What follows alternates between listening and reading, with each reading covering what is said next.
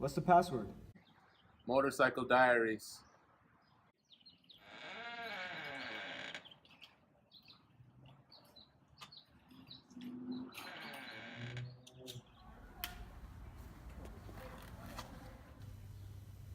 Welcome everyone. Welcome to Marquez Production Studio. And today we have a very special guest, Jared Williams. And today we're going to be discussing the film Motorcycle Diaries. So Jared, you have to tell me, what do you think of the film? Well, I thought it was a pretty awesome film. Ernesto E. Gutierrez, if I'm right. Very interesting character. I enjoyed his transformation throughout the whole movie, going from just his medical doctors and seeing how everyone was being oppressed and the oppressive government doing it, and then he decided, I'm going to do something about this. And I also like his partner, Alberto. I like how he was just a womanizer and how he was just that guy, that one friend we all have. And then he just makes this transformation as he goes along, sees all the oppression with Ernesto, and then just at the end is like, dang, I'm tired of all this. I have to change. So he settles down and finds his vocation. So it's really interesting how, I also enjoyed the movie as well. But also the movie presents really interesting themes. If you really pay attention to the movie, you could obviously, deduct that the movie is talking about a few things or tied into a few themes. One, roots of desire. Two, liberation theology. Three, low Christology. And four, vocation.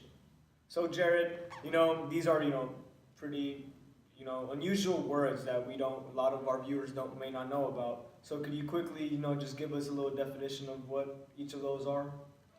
When it comes to roots of desire, those are basically roots of the desires.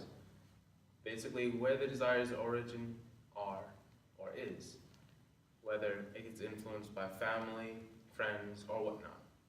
When it comes to liberation theology, that's basically identifying and seeing an oppressive system, and then combating that system, utilizing the underside of history or the oppressed people, giving them faces and voices to speak out with.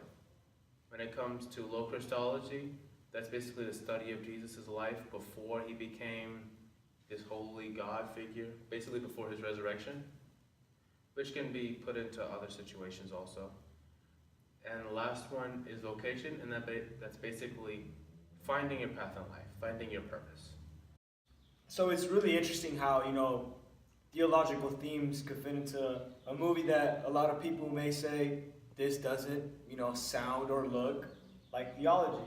So I just wanted to ask you how, roots of desire, low Christology, liberation theology, and vocation tie into the movie Motorcycle Diaries. When it comes to the roots of desire, that's what we're going to start off first with. Basically, that can be seen most prominently in the cafe scene at the first part, where they basically decide, let's go on a road trip.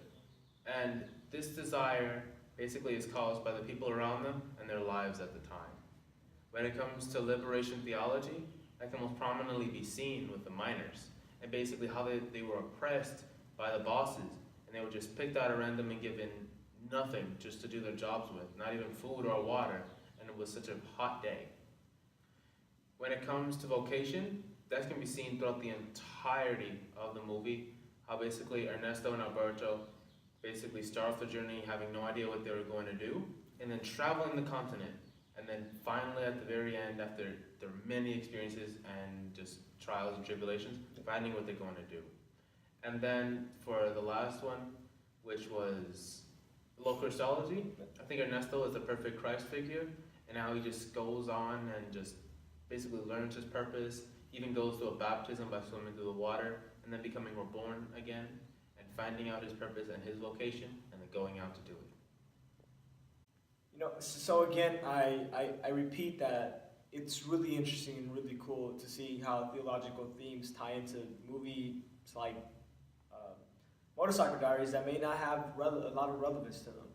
And I personally enjoyed the film, and I would recommend it. But would you recommend this film, Motorcycle Diaries, to all my viewers, and why?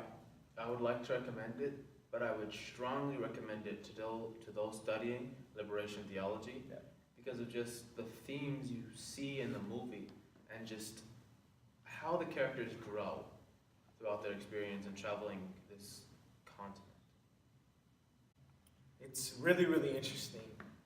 So again, I want to thank you, Jared, for coming along and giving us an explanation to all the viewers at home that may doubt the theological themes that are found in different movies. So I encourage you all to go home and the next movie that you watch, pay attention to the theological theme, because in every movie, there's going to be one. So Jared, I want to really thank you for your time and everything, and you're welcome to come by anytime you want.